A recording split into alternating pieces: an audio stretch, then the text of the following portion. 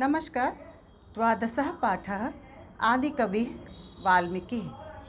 12वां पाठ आदिकवि वाल्मीकि के बारे में हम लोग पढ़ेंगे।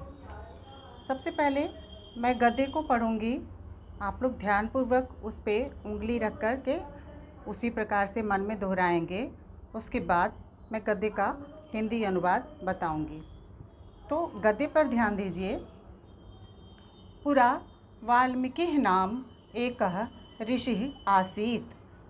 एकदा सः शिष्यैः सह स्नातुं तमसा नद्याः तीरम् अगच्छत्। मार्गे सः व्याधेन विद्धम् एकं क्रौञ्चपक्षिणं पश्यत्। सहचरस्य वियोगेन व्याकुलितायाः क्रौञ्च्याः उच्चैः क्रन्दनम् अश्रुणोत्।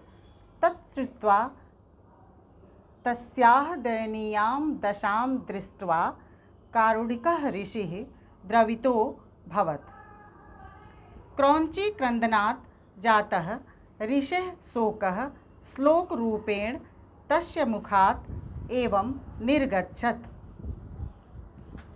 मा निषाद प्रतिष्ठां त्वं गमः शाश्वतीः समा यत् क्रौञ्चमिथुनादेकं वधिः काममोहितम्। अब आइए इसके हिंदी अनुवाद को जानते हैं। पुरा वाल्मीकि नाम एकः ऋषिः आसीत्।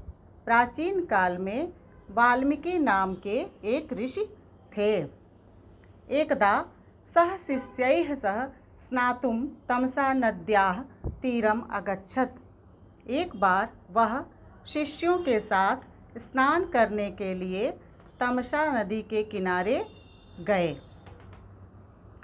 मार्गे सः व्याधेन विद्धम् एकं क्रौञ्चपक्षिणं पश्यत्। मार्ग में उन्होंने शिकारी के द्वारा, व्याधेन माने शिकारी के द्वारा घायल एक क्रौंच पक्षी सारस को कहते हैं। सारस यानी क्रौंच पक्षी को देखा।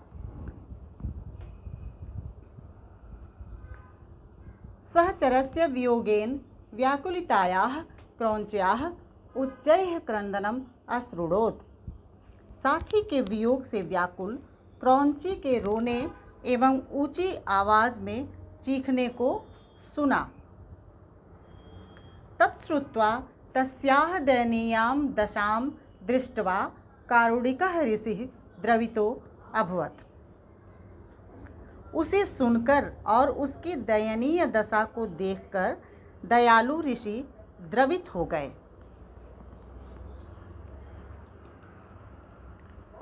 द्रवित हो गए यानी उन्हें बहुत दुख हुआ। दुख से उनके आंख भर आए, उसको कहते हैं द्रवित होना। क्रौंची क्रंदनात् जातः ऋषेः शोकः श्लोक रूपेण तस्य मुखात् एव निर्गच्छत्। क्रौंची के क्रंदन से उत्पन्न ऋषि का शोक या दुख श्लोक के रूप में उनके मुख से निकला। मा निषाद प्रतिष्ठां त्वं गमः शाश्वतीः समाः यत् क्रौञ्च मिथुनादेकं वधिः काम मोहितम्। अर्थात, हे व्याध, तुमने प्रेम में मग्न क्रौंच पक्षी को मारा है। जा तुझे कभी भी प्रतिष्ठा की प्राप्ति नहीं हो पाएगी और तुझे भी वियोग झेलना पड़ेगा। दूसरा गद्यांश देखते हैं। अयमेव श्लोकः लौकिक संस्कृत साहित्यस्य प्रथमः काव्यः अस्ति। ततः एषः ऋषिः कविः अभवत्। ऋषेः कवित्वं विज्ञाय ब्रह्मा आकाशवाण्याः आदिशत्। ऋषे कुरु रामायणं काव्यम् तच्च रामचरितं वर्णयम् येन रामस्य पुण्यं चरित्रं विदित्वा लोकाः सन्मार्ग स्नायु शरणं कुर्युः। ब्रह्मणः आदेशानुसारेण वाल्मीकिना श्लोकबद्धा रामायणी कथा लिखिता। सैव वाल्मीकीय रामायण नामना प्रसिद्धा। अब इसके हिंदी अनुवाद को जान लेते हैं। अयमेव श्लोकः लौकिकसंस्कृतसाहित्यस्य प्रथमः काव्यः अस्ति। यही श्लोक लौकिक संस्कृत साहित्य की पहली काव्य रचना है। ततः एषः ऋषिः कविः अभवत्। तब से ये ऋषि कवि बन गए। ऋषेः कवित्वं विज्ञाय ब्रह्मा आकाशवाण्या आदिशत्। ऋषि के कवित्व को जानकर ब्रह्मा ने आकाशवाणी से आदेश दिया। ऋषे कुरु रामायणम काव्यम। हे मुनि, आप रामायण काव्य लिखें। तत्र च रामचरितम वर्णय, और उसमें राम के चरित्र का वर्णन करें। येन रामस्य पुण्यम चरितम विदित्वा लोकाः सन्मार्ग स्नायुशरणं कुर्युः। जिससे राम के पावन चरित्र को जानकर लोग सन्मार्ग का अनुसरण करें या सही रास्ते पे चलें। ब्रह्मणः आदेशानुसारेण वाल्मीकिना श्लोकबद्धा रामायणी कथा लिखिता। ब्रह्मा के आदेश के अनुसार वाल्मीकि ने श्लोकबद्ध रामायण की कथा लिखी।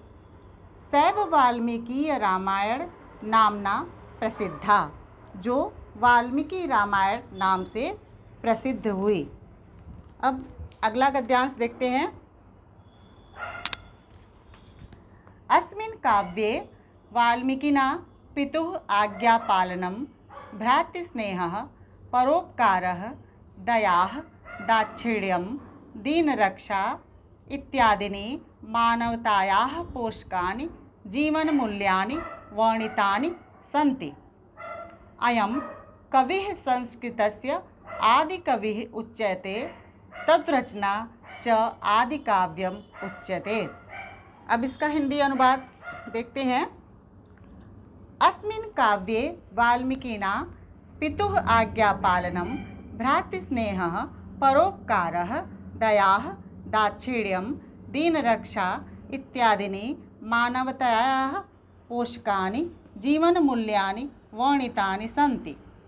इस काव्य में वाल्मीकि ने पिता की आज्ञा का पालन करना, पितुः आज्ञा पालनम यानी पिता की आज्ञा का पालन करना, भ्रातृस्नेह यानी भाई के स्नेह या भ्रातृस्नेह, परोपकारः यानी दूसरों पर उपकार या परोपकार, दया यानी दया, दाक्षिण्यम यानी उदारता, दीन रक्षा यानी गरीबों की रक्षा करना इत्यादि मानवता पोषी जीवन मूल्यों का वर्णन किया है।